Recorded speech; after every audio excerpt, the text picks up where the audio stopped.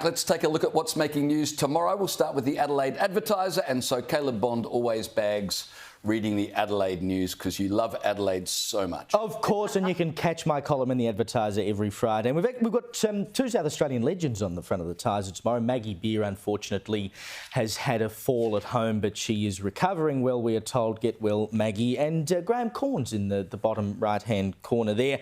Of course, the inaugural coach of the Adelaide Crows and great from Glenelg, the Sandful, has apparently sadly separated from his wife, Nicole. But as it says there, he hopes it's not the end. Thinking of you, Cornsey, you're a good fella. But the splash tomorrow, holy cow, bills rise. Iconic fruit and dairy business Nippy's monthly power bill has more than doubled in an electricity cost crisis gripping the agriculture industry. The managing director says basically what's happened is they had a previous contract that ended last year in December that meant they got a good rate on their electricity. When that ended, their monthly bill doubled from $51,600 to $109,580, despite the fact that they installed $1 million worth of solar panels and are actually using less electricity than they were before. Now, Nippy's is a great South Australian company. I'm quite partial to a Nippy's iced honeycomb milk. If you haven't had one,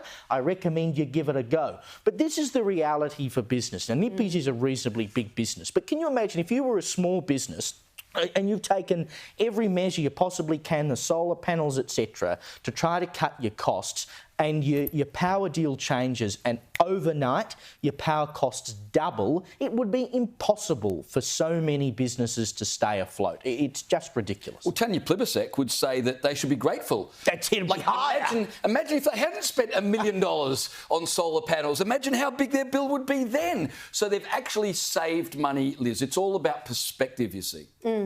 Well, this article says dairy farmers' bills have soared past $100,000 a year. I hate how much farmers in this country are dudded by our governments.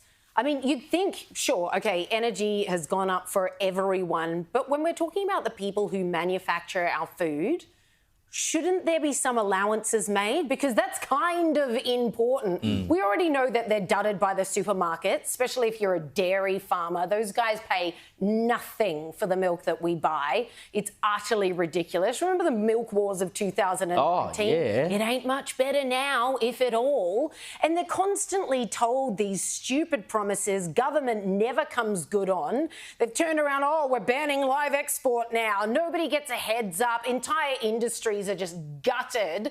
And then they rock up to these rural festivals and stuff like, oh, shake my hand, press the flesh, I'm just here for photo ops. I wish they'd just be booed out of the rural areas, because never before have I seen governments do less for the farmers in this country. And we call a lot of people the backbone of Australia, but who more than our farmers? If it weren't for them, we'd all be dead, literally dead.